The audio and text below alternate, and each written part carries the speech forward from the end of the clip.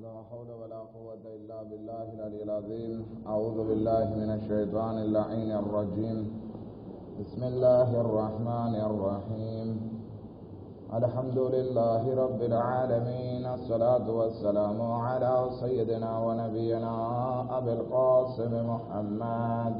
اللهم صل على محمد وأهل بيته الطيبين الطاهرين المعصومين المظلومين ولعنة الله على أعدائهم أجمعين. أما بعد فقد قال الله تبارك وتعالى: بسم الله الرحمن الرحيم. ادعوني أستجب لكم. اقدروا على محمد وعلى محمد.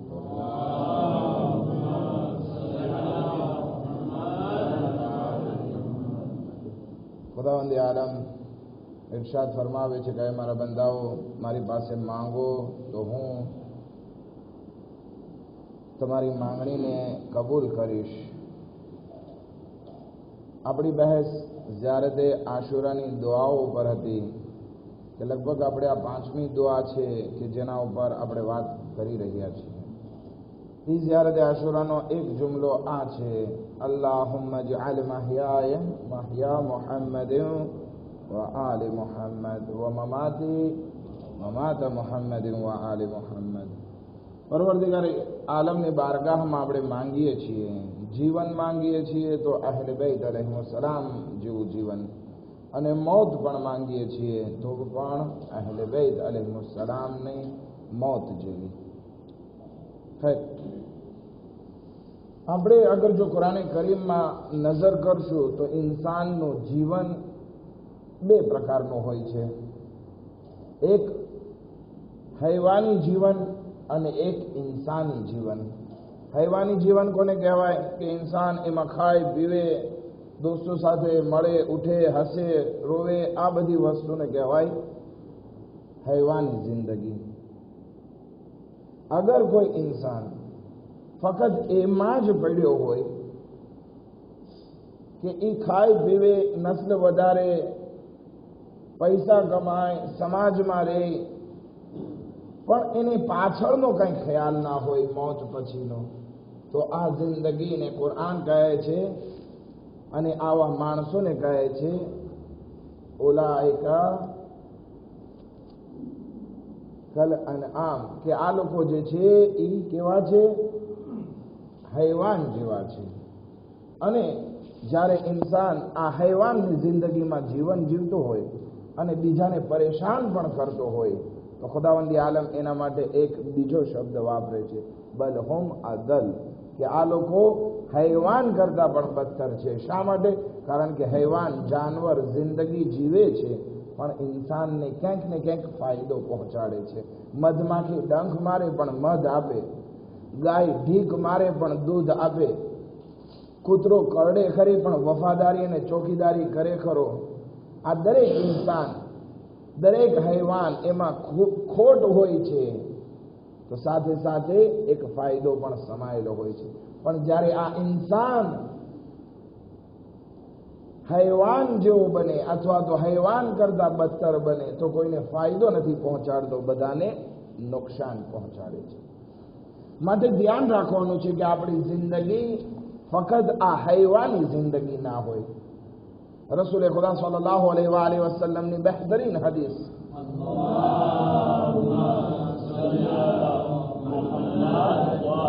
જે આપણી સામે આવે છે એ કહે છે કે મારી ઉમ્મતની ઓરતો બે વસ્તુના કારણે હલાક થઈ જશે. કઈ કઈ વસ્તુ? તો કે જ્યારે એ ઓરતો નાજુક કપડાં પહેરશે, અને બીજું એ કે ઘરેણા પહેરવામાં કોમ્પિટિશન કરશે. ઘરેણા, દાગીના, શર્ટ, આ બધી વસ્તુ ઓરતોની શોભા છે, કરે, કઈ પ્રોબ્લેમ નથી. પણ જ્યારે કોર્સમાં લાગી જાય, કોમ્પિટિશનમાં આવી જાય કે ઓલીએ 5 મિલિયનનો સેટ પહેર્યો છે તો હું 10 મિલિયનનો પહેરું, તો જ્યારે આ કોમ્પિટિશનમાં આવી જાય તો પછી ઓરતો હલાક થઈ જશે. એ લોકોની જિંદગી થઈ જશે હૈવાનો કરતા બદતર. માણસોને પણ ના મૂક્યા રસૂલે ખુદાએ કીધું. આ ઓર્ધોની વાત કરી. હવે કહે છે જણ લોકો, માણસો એ પણ હલાક થશે બે વસ્તુના કારણે. ક્યારે? તો કે જ્યારે ઇલ્મ હાસિલ કરવાનું મૂકી દે અને માલ ભેગું કરવાનું શરૂ કરી દે. તો આ જિંદગી કે જ્યારે ઓરતો નાજુક કપડાં પહેરવા લાગે, ઘરેણામાં એકબીજાથી ચડિયાતા થવા લાગે, અથવા માણસો ઇલ્મ હાસિલ કરવાનું મૂકી દે અને માલ ભેગો કરવા રહી જાય, તો આ એક એક્ઝામ્પલ છે કે આવી જિંદગી હૈવાની જિંદગી કહેવાશે. હવે આપણે તો દુઆએ જ્યારે આશુરામાં માંગીએ છીએ, શું હૈવાની જિંદગી માંગીએ છીએ? નહીં. અલ્લાહ પાસે માંગીએ છીએ કે અમારું જીવન અહેલે બૈત અલૈહિસ્સલામના જીવન જેવું હોવું જોઈએ. તો ખુદાવંદી આલમ આવા હૈવાની જિંદગી જીવનને જીવન કહેતો જ નથી. ઘણા માણસો માટે કહેવામાં આવે છે કે એ લોકો ચાલતા ફરતા મુર્દા છે. તો આપણે એવું જીવન નથી જોવું કે જેમાં આપણને હૈવાન કરતા બદતર લેખવામાં આવે અથવા તો ચાલતા ફરતા મુર્દા કહેવામાં આવે. તો આપણે કયું જીવન જોવે છે? તો ખુદા કહે છે કે તમે આ જીવન ઇખ્તિયાર કરો.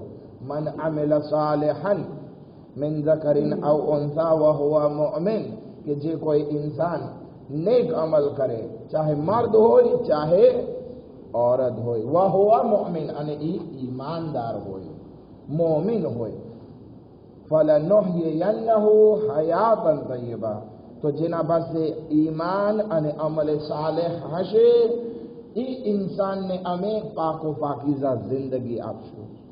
તો અગર જો આપણી જિંદગીમાંથી ઈમાન અને અમલે સાલેહ કાઢી નાખવામાં આવે તો આપણી જિંદગી કેવી થઈ જાય? કેવી થઈ જાય? જાનવરો કરતા બદતર થઈ જાય.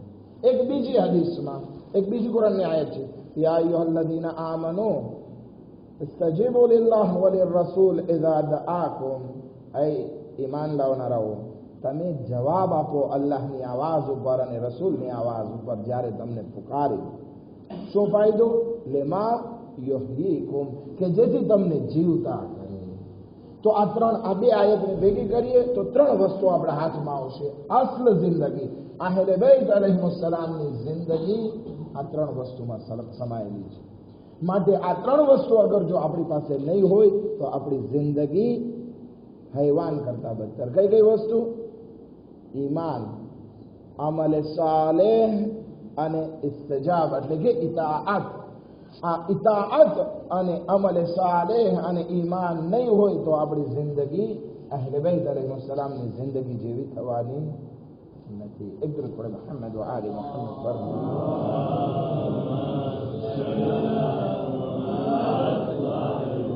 પણ ઘણા માણસો સવાલ કરે છે, આગળ સાહેબ વાત તમારી બધી બરાબર, તમે મજલિસ પડો, બહુ સાંભળવી મજા આવે, આપણને એમ થાય કે એ કામ કરે, પણ બહુ મહેનત વાળું કામ છે. આ દુનિયામાં જીવવા આવ્યા છીએ, થોડા ભાટા ખાવા આવ્યા છીએ, માટે મહેનત છે આ બધી વસ્તુ. અહેલે બૈત અલૈહિસ્સલામની જીવન ચરિત્ર, એમનું જીવન શૈલી સાંભળવું બહુ સારું લાગે, પણ જે છે પુલે સિરાતમાં પસાર થવા જેવી બાબત છે. કેમ થાય? હકીકતમાં આપણે જોઈએ ને તો પ્રોબ્લેમ ત્યાં નથી કે અહેલે બૈત અલૈહિસ્સલામની જેમ જિંદગી જેવી મહેનત છે. ના, પ્રોબ્લેમ ત્યાં નથી. આપણી જિંદગીમાં પ્રોબ્લેમ એ છે કે આપણે આ જીવનને સમજ્યા નથી. અગર જો આપણે ખાસ ધ્યાન આપજો, આ ચાર વસ્તુ જે બયાન કરું છું એનાથી આપણને આખી આખી જિંદગી સમજાઈ જશે. અને જ્યારે આ જિંદગી સમજાઈ ગઈ તો પછી અહેલે બૈતના નકશે કદમ ઉપર ચાલવું બહુ આસાન થઈ જશે. એમાં આ જિંદગીના અમુક કાનૂને ખુલ્લી છે. શું કહેવાય છે?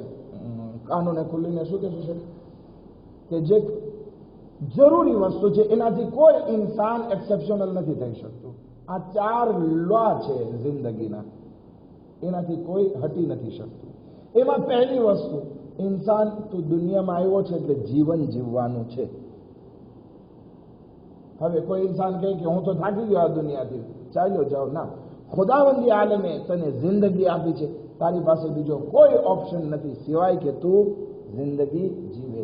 ચાહે ગરીબીની જિંદગી જીવ, ચાહે અમીરીની જિંદગી જીવ, ચાહે તું ઈમાન વાળી જિંદગી જીવ, ચાહે ગુનામાં તારા સમયને વેડફી નાખ, પણ ખુદાએ તને સમય આપ્યો છે, તારે જિંદગી જીવવાની છે. આ એક અસલ છે, મોટો અસલ. હવે આપણે જોવાનું છે કે આ જિંદગીને આપણે ક્યાં બસર કરીએ છીએ. જિંદગી તો જીવવાની છે, એમાં કોઈ શક નથી. કોઈ ઇન્સાન કહે કે બસ અમારે જિંદગી નથી જીવી, મરી જાઓ, એ પણ નહીં થાય. ખુદાએ તને આપ્યું છે, તારે જીવવું તો પડશે જ. હવે આ જબાનને તું કંટ્રોલમાં રાખી લે, બોલવામાં ને ખાવામાં, તારું બધા પ્રોબ્લેમ સોલ્વ. એક ઇન્સાન પાસે એક શરાબ હોય, શરાબ આપણે એમ કહીએ કે વિસ્કી, અને બીજા માણસ પાસે રેઝેનો જુઓ હોય. બેમાં ફરક એટલો બધો નથી. એક ઉકાળેલું છે, એક ઉકાળ્યા વગરનું છે. તો હવે આ બંને, એક માણસ શરાબ પીશે, એક માણસ દરાકનો જુ પીશે, રેઝેનો જુ પીશે. શું છે?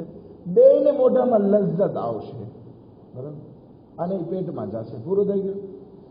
એકે પોતાનું પેટ હરામથી ભર્યું, એકે પોતાનું પેટ હલાલથી ભર્યું. આપણે આ જિંદગી જીવવાની છે, તો પછી શા માટે હલાલથી જિંદગી ના જીવીએ? એક ઇન્સાન મુંડી પાયા ખાય તો એને મોઢામાં સ્વાદ મુંડી પાયાનો કેટલો રહેશે? 2 મિનિટનો. એક ઇન્સાન હરામ ખાય, સુવરનો ગોશ્ત ખાય, એના મોઢામાં કેટલો સ્વાદ રહેશે? 2 મિનિટ. પેટમાં જશે એટલે બધું ખીચડો એ ઇન્સાન બહાર કાઢીને પાછો તો ખાવાનો નથી. માટે જોઈએ કે આ પેટમાં શું નાખે છે. ઇમામ અલી ઇબ્ન અબી તાલિબ અલૈહિ સલાતો વસ્સલામ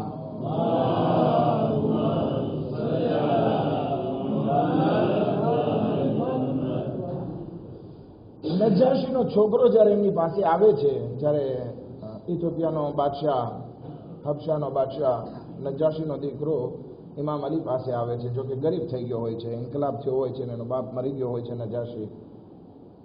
આવે છે ઇમામ અલી અલૈહિ ઇસ્લામ, એને એક જારદે આપે છે, બાગ આપે છે કે તું અહીંયા કામ કર. ઇમામ અલી અલૈહિ ઇસ્લામ એની પાસે જાય છે એકવાર, તો કહે છે એકલો છે? તો કે હા. તો કે મદદ કરાવું? તો કે મૌલા તમે મદદ કરાવો તો એનાથી મોટી શું વાત. ઇમામ અલી અલૈહિ ઇસ્લામ સવારથી બપોર સુધી ત્યાં કામ કરે છે. કામ કરે છે તો હવે જમવાનો સમય થયો. ઇમામ કહે છે કે તારા પાસે કંઈ ખાવાનું છે? તો કે મૌલા છે તો ખરી, પણ મને શરમ થાય છે કે તમને કેમ પીરસું. તો કે શું છે? આ કંઈ કીધું હતું ને, દૂધી રાત્રે, યાદ છે ને? તો કે દૂધીનું શાક બનાવ્યું છે, પણ મેં તેલ નથી નાખ્યું અને એમાં મસાલો નથી, એટલે લગભગ બાફેલું શાક છે. ઇમામ કે બિસ્મિલ્લાહ, લઈ આવો. ઇમામ અલી અલૈહિ ઇસ્લામ એ માણસની સાથે દૂધીનું શાક ખાય છે. મને અજબ થાય છે, અહીંયા આપણે ત્યાં દૂધી કેમ આપણા ખોજા સમાજમાં બહુ ઓછી ખવાય છે, જ્યારે કે એના ફાયદા બહુ છે. બજારમાં ઓબેસ મળે છે, એનો હલવો પણ થાય છે. દૂધી જનાબે યુનુસ મછલીના પેટમાંથી નીકળ્યા તો ખુદાવંદી આલમે સૌથી પહેલી ખોરાક જે એને આપી હતી એ શું હતી? દૂધી. ફ્રેન્ચીમાં તમને ખબર નથી કે એને શું કહેવાય છે. દૂધી ખાવું સારું છે, અને એક લેગ્યુમ છે કે જેથી ઘણા પ્રોબ્લેમ જે આશીદી રીતના ને બધા થાય છે એનાથી નજાત મળશે અગર જો આ દૂધી ખાવાનું ચાલુ કરે. એક સલાવત પડે મોહમ્મદ વ આલે મોહમ્મદ પર.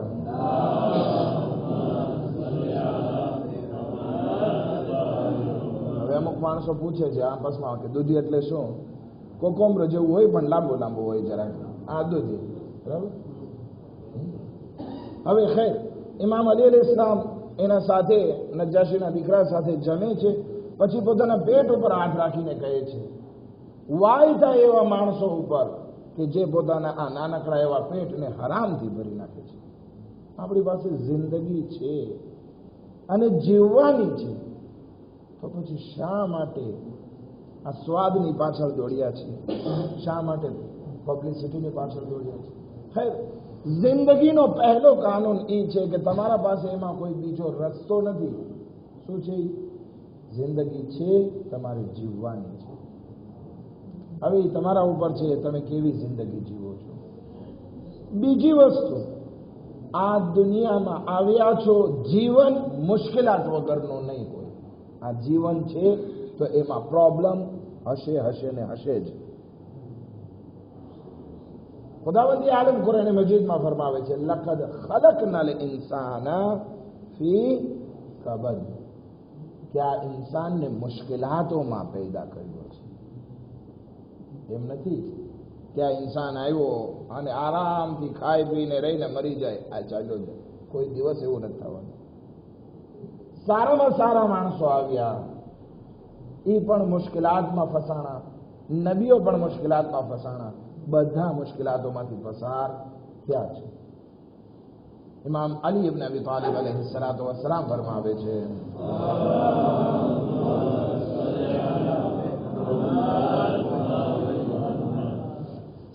કે દારુન બિલબલાઈ મહફૂફા, કે આ ઈ ઘર છે કે જે હંમેશા મુસીબતોથી ઘેરાયેલું છે. તો આપણે આ જિંદગીને સમજી લઈએ કે આ જિંદગી જીવવી છે તો સાથે સાથે મુશ્કેલાત હશે જ. એમ નથી કે કોઈ ઇન્સાન કે મારી જિંદગી મુશ્કેલાત વગરની હોય, અને આ ઇન્સાન અલ્લાહ પાસે દુઆ પણ કરે ને કે ખુદાયા મને એક એવું જીવન આપ કે જેમાં મુશ્કેલાત ના હોય, એ દુઆ કોઈ દિવસ કબૂલ નથી થવાની. ચાહે ઇમામ હુસૈનનો વાસ્તો આપો, ચાહે અલી અસગરનો વાસ્તો આપો, અલી અકબરનો વાસ્તો આપો, કારણ કે આ વસ્તુ મુહાલ છે કે એક ઇન્સાનનું જીવન હોય અને જીવન મુશ્કેલાત વગરનું હોય, કોઈ દિવસ નથી થવાનું. પણ આ મુશ્કેલાત સામે આપણે શું કરવાનું છે? સબ્ર કરવાનું છે. ઇમામ અલી ઇબ્ન અબી તાલિબ અલૈહિસ્સલાતુ વસ્સલામ અશઅસ બિન કૈસ પાસે જાય છે કે જ્યારે એનો ભાઈનો ઇંતકાલ થઈ ગયો હોય, તો ઇમામ એને એક જુમલો કહે છે, અય અશઅસ, તને તસ્લીયત પેશ કરું છું કે તારા ભાઈના ઇંતકાલ બદલ, પરંતુ એટલું યાદ રાખજે કે તું તારા ભાઈની મોત ઉપર સબ્ર કરીશ તો ખુદા તને અજર આપશે, અને સબ્ર નહીં કરે અને તડપ્યા કરીશ તો એટલું યાદ રાખજે તારા તડપવાથી તારો ભાઈ પાછો આવી જવાનો અને તું ગુનેહગાર થઈશ. આ દાદો ફરિયાદ અને અલ્લાહની બારગાહમાં જઝાઓ ફરિયાદ કરવા બદલ. માટે ધ્યાન રાખીએ, આ જિંદગી છે એ ગળા નીચે ઉતરી નાખીએ કે એમાં મુશ્કેલાત હોવાની જ. હવે આ મુશ્કેલાતની સાથે કેમ આગળ વધવું એ આપણા ઉપર છે. કરબલામાં બે ભાઈઓ હતા, અબ્દુલ્લાહ અને અબ્દુર રહેમાન. કોના દીકરા? એક ઉમર નામનો માણસ, અબ્દુલ્લાહ ઇબ્ને ઉમર અને અબ્દુર રહેમાન ઇબ્ને ઉમર. બંને ભાઈઓ ઇમામે હુસૈન અલૈહિ ઇસ્લામ પાસે આવે છે અને કહે છે, મૌલા અમે મેદાનમાં જવા ચાહીએ છીએ. ઇમામ કહે છે બિસ્મિલ્લાહ, પણ ઇમામ પાસે માંગણી કરે છે કે મૌલા એક કામ કરો, અમે જઈએ છીએ, અમારા દિલની આખરી તમન્ના એ છે કે તમે અમારા જિહાદને જુઓ. ઇમામ કહે છે ઠીક છે. ઇમામ બહાર આવે છે, એક ટેકરી ઉપર ઉભા રહે છે, આ બંને ભાઈઓની લડાઈને જોવે છે. બે બહુ બહાદુરીથી લડાઈ કરે છે અને રાહ ખુદામાં શહીદ થાય છે. ઇમામ એના માટે દુઆ કરે છે. કરબલામાં આ બંને ભાઈઓ માટે મુસીબત નહીં હતી, મુસીબત હતી, પણ ઈમાનની મીઠાશ એ લોકોને ત્યાં લાગતી હતી કે ઇમામ અમને જોઈ રહ્યા છે. એની સામે અબ્દુલ્લાહ ઇબ્ને હુર્ર જોફી પણ છે. આ હુર્ર જોફી કોણ છે? તો કે અબ્દુલ્લાહ ઇબ્ને હુર્ર જોફી સિફીનમાં ઇમામની સામે લડવા આવ્યો હતો, માવિયાના લશ્કરમાં હતો. ઇમામ હુસૈન આ માણસને કહે છે કે અબ્દુલ્લાહ ઇબ્ને હુર્ર જોફી, તારા ગુનાહ વધારે છે, તારું પાસ્ટ સારું નથી, આવ કરબલામાં મારો સાથ દે કે જેથી તારા ગુનાહ ધોવાઈ જાય. હું શફાત કરાવીશ રસૂલે ખુદાની તારી પાસે, રસૂલે ખુદા તારી શફાત કરશે. તો કહે છે મૌલા તમારું હવે લશ્કર નાનું એવું છે, હું અહીંયા આવું ને મરું તો હું મશહૂર કેમ થઈશ, હું પોપ્યુલર કેમ થઈશ? મારે તો એવી લડાઈમાં મરવું છે કે જેમાં મારું ઇતિહાસમાં નામ લખવામાં આવે. અબ્દુલ્લાહ ઇબ્ને હુર્ર જોફી, તને શું ખબર કે આ તો એવો ઇતિહાસ છે જે કયામત સુધી બાકી રહેવા વાળો છે. ના દીધો સાથ અને મરે છે તો કેવી રીતે મરે છે? કરબલાના 3-4 વર્ષ પછી એક નદી પાસેથી પસાર થતો હતો, ઘોડો ઉછળે છે અને પોતે નદીમાં પડે છે અને ઊભો નથી થઈ શકતો, વાગે છે એટલે, અને નદીમાં જ તણાઈને મરી જાય છે. એનો જનાઝો પણ હાથમાં નથી આવતો. વિચાર કર કે આ જિંદગીમાં મુશ્કેલાત છે, મોતથી કોઈને છુટકારો નથી, પણ મોત ઇન્સાનને કેવી લેવી, મુસીબતને કેવી રીતે ગળે લગાડવી, એ આ ઇન્સાન હોય છે. જિંદગીના આ બે કાનૂન. પહેલો કાનૂન શું છે? જિંદગી છે જીવવાની છે, હલાલ તરીકાથી જીવો તમને ફાયદો, હરામ તરીકાથી જીવો મુશ્કેલાત તમને. બીજો કાનૂન, આ જિંદગી છે મુશ્કેલાતની સાથે. સહન કરશો, સબર કરશો, અજર મળશે. સબ્ર નહીં કરો, દાદો ફરિયાદ કરશો, ફાયદો નહીં થાય, ઉલટાનું નુકસાન થશે. આ બે. ત્રીજો કાનૂન આ જિંદગી જીવવાનો ઈ છે કે તમે આ દુનિયામાં હંમેશ માટે નથી. આ દુનિયામાં શું છો? મહેમાન છો. એક હદીસમાં બહુ બહેતરીન ફરમાવે છે, ઇન્ન નાસ ફિ દુનિયા દૈફુન, કે માણસો આ દુનિયામાં મહેમાન છે. વમા ફી આઈદીહિમ આરિયતુન, અને જે વસ્તુ પણ કાંઈ એના પાસે છે એ એને કરજો દેવામાં આવ્યો છે. શું દેવામાં આવ્યું છે? કરજો દેવામાં આવ્યું છે. વઝૈફુ રાહિલ, અને મહેમાન જે છે એ હંમેશા ચાલ્યો જવાનું. હવે એક ઇન્સાન આવીને કહે કે હું હંમેશા આ દુનિયામાં રહું, મારી પાસે આટલી દોલત છે, આટલી ઔલાદ છે, આટલી બાયડી છે, આટલા બંગલા છે, આટલી ગાડી છે, આ બધું મારું, હું રાખીને રહું. ના, તારું નથી. તું આવ્યો છે મહેમાન તરીકે, ચાલ્યો જવાનો છે. આ બધું જે તને આપવામાં આવ્યું છે એ તને પ્રેતે આપવામાં આવ્યું છે, પાછું લઈ લેવામાં આવશે. આપણી પાસે તો શું છે? કેટલા મિલિયાર્ડ હશે? મેક્સિમમમાં મેક્સિમમ તમે ધારી લ્યો કેટલા પણ હોય, કઈ આપણી પાસે રહેવાનું છે? દુનિયામાં સૌથી વધારે રીચમાં રીચ માણસ, પૈસાવાળા માણસ હોય તો કેટલા હતા? 4. જનાબે સુલૈમાન એક, બીજો જનાબે ઝુલ્કરનૈન. આ બે મોમિન હતા, પણ એની સામે બીજા બે પણ ખુદાવંદી આલમે સૌથી વધારે પૈસાવાળા બનાવ્યા હોય તો કોણ છે? તો કે નમરૂદ અને બુખ્ત-નસર. આ એટલા પૈસાવાળા હતા કે ફિરૌન ને કારૂન કરતા પણ વધી જાય. આ 4 પૈસાવાળા. પણ કોઈ બાકી રહ્યું? કોઈ પાસે કાંઈ વસ્તુ બાકી રહી ખરી? જિંદગી જીવ્યા, ખાધું પીધું ને ચાલ્યા ગયા. ઝુલ્કરનૈન એક જગ્યા ઉપર જાય છે હમલો કરવા માટે, તો ત્યાંનો માણસ બાદશાહ જે હતો એ પત્ર લખે છે કે લડાઈ ના કરો, ખોટું ખૂન નથી વહાવવું, તમે એક કામ કરો, અમે તમને આ હુકુમત આપી દઈ, તમે જેને ગવર્નર બનાવવું હોય, રિપ્રેઝેન્ટર રાખવું હોય, તમારે અહીંયા રહેવું હોય તમે રહ્યો, તમે તમારા લુઆ રાખો, કાંઈ પ્રોબ્લેમ નથી, પણ અમને લડાઈ નથી જોતી. ઓકે, પણ મારી શરત છે એક. તો કે શું શરત છે? તો કે તમે અમારે ત્યાં આવો પહેલા એકવાર અમારા સાથે જમો, પછી અમે ગવર્મેન્ટ આપી દઈએ. કે વાંધો નહીં, અમે આવીએ તમારે ત્યાં જઈએ. ઝુલ્કરનૈન પોતાના મોટા મોટા સૈનિકો સાથે એને ત્યાં જમવા જાય છે. જમવાનો તૈયાર કરી નાખવામાં આવ્યો, બધાને પીરસી દેવામાં આવ્યું. ઝુલ્કરનૈનને પીરસવામાં ના આવ્યું. ઝુલ્કરનૈન કહે છે કે બધાને આવી ગયો, મને કેમ નહીં? તો કે તમારા માટે હમણાં લઈ આવે છે, વાટ જુઓ.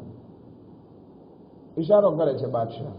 એક સાની લાવવામાં આવી, મોટી જબરજસ્ત સાની, કપડું ઢાંકેલું, ઝુલ્કરનૈનની સામે રાખવામાં આવી.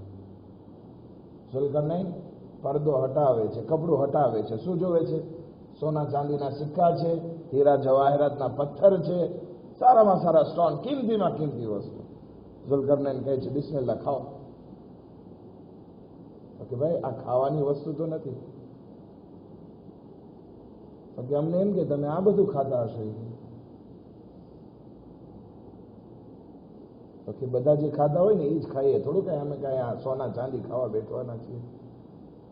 તો કે તમે બીજા લોકો જેવું જ ખાઓ છો, તો આટલી બધી હુકુમત હાસિલ કરવાનો તમને શોખ શેનો છે?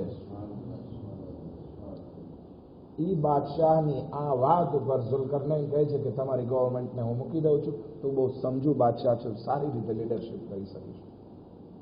ઝુલ્કરનૈન ત્યાંથી ચાલ્યા જાય છે. વિચાર કરવાનો છે. સારામાં સારા માણસો પણ આવ્યા, બધી વસ્તુ મૂકીને ચાલ્યા ગયા. ખાધું પીધું આપણા જેમ અહીંયા રહ્યા અને ચાલ્યા ગયા. બુખ્ત-નસર કોણ છે? સૌથી મોટો રીચ માણસ, પૈસાવાળો, પણ મોમિન નથી.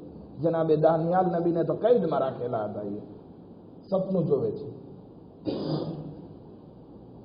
કે એનું માથું જે છે સ્ટીલનું થઈ ગયું છે,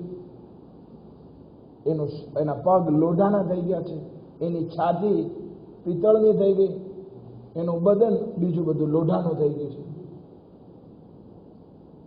કે આ વળી કેવું કે કોઈ છે આની તાબીર બયાન કરી શકે? તો કે આની તાબીર જનાબે દાનિયાલ જ બયાન કરી શકશે. જનાબે દાનિયાલને કૈદમાંથી લાવવામાં આવે છે. કઈ છે આની તાબીર શું?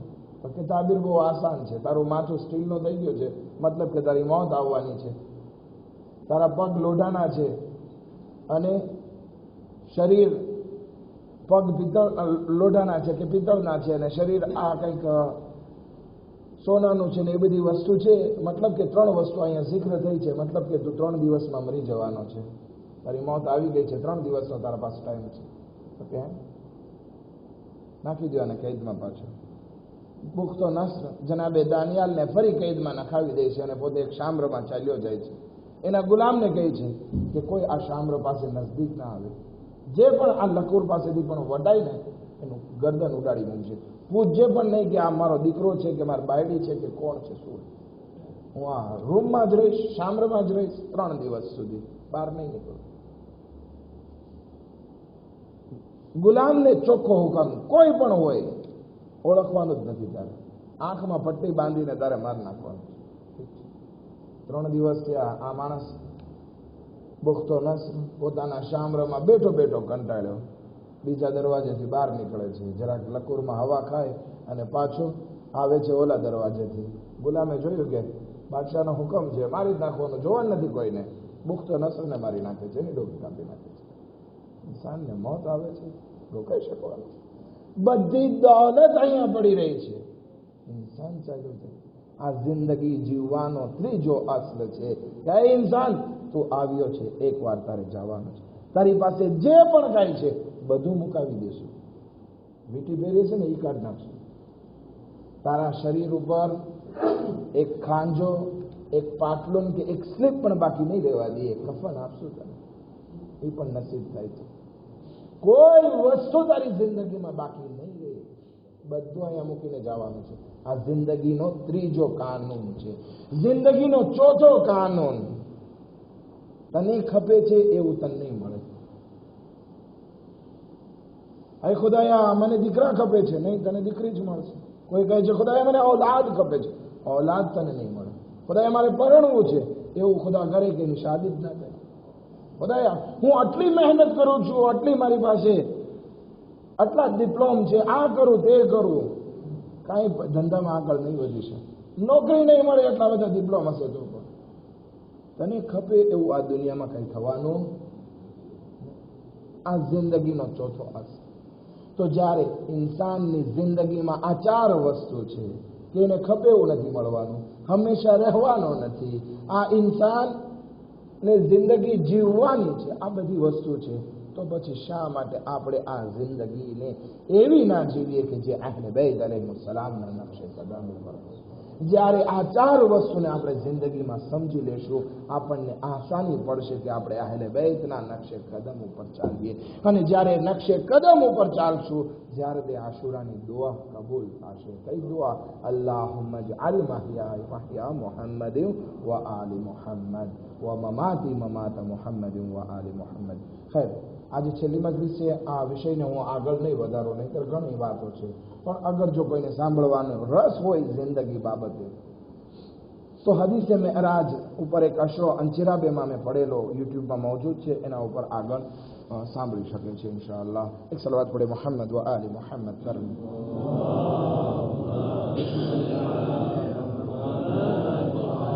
આ જિંદગી ઇન્સાન ચાહે તો ઈમાનની સાથે જીવી શકે છે. ઇન્સાન ચાહે તો આ જિંદગીને ઉમરે સાદ જેવી પણ બનાવી શકે છે.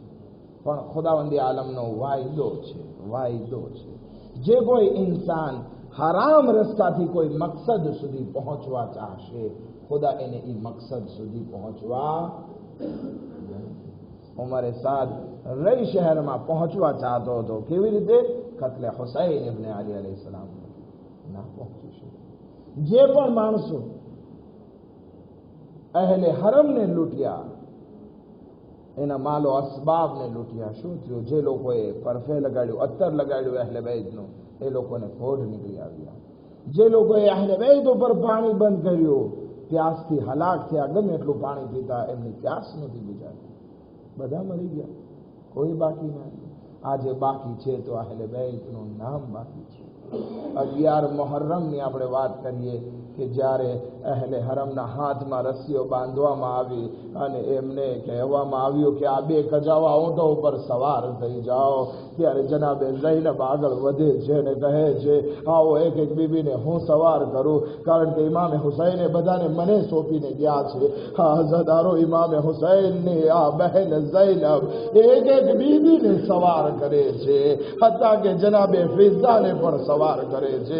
જ્યારે બધા સવાર થઈ ગયા ત્યારે નહેરે ફુરાતનો રૂખ કરીને કહે છે આય અબ્બાસ આવો મને હવે સવાર કર. ઇમામે સૈયદ સજ્જાદ હાથ કડીને બેડીને સંભાળે છે અને કહે છે ફૂફી અમ્મા આવો હું તમને સવાર કરું. પણ ઇમામે સૈયદ સજ્જાદ કેવી રીતે સવાર કરે? એ બીબીને જ્યારે કે ઇમામમાં કઈ તાકાત નથી, ઇમામ ઝૂકી જાય છે અને જનાબે ઝૈનબને સવાર કરાવે છે પોતાની પોસ્ટ ઉપર પગ રખાવીને. આઝાદારો આ દુશ્મનોના ઝુલ્મની શરૂઆત હજી આગળ વધતી રહી અને એવો ઝુલ્મ કર્યો કે અહલે હરમને મક્તલમાંથી પસાર કરવામાં આવે છે જ્યાં શોહદાઓના લાશા પડેલા છે. આઝાદારો એક એક બીવી પોતાને ઓઢ પરથી ગિરાવે છે. જનાબે ઝૈનબ ઇમામે હુસૈનની સામે જોવે છે, કહે છે આસ્તે એ હુસૈન શું તું જ મારો ભાઈ છો? તારી આવી હાલત કોણે કરી? શરીરનો એક ભાગ જખમ વિનાનો બાકી નથી. એ ભાઈ મને માફ કરજે, ઝૈનબ બધી ગરીબ છે, એક ચાદર પણ નથી કે તમારા જનાઝા પર રાખે. ألا لعنة الله على القوم الظالمين سيعلم الذين ظلموا أي منقلب ينقلبون. ماتم حسين.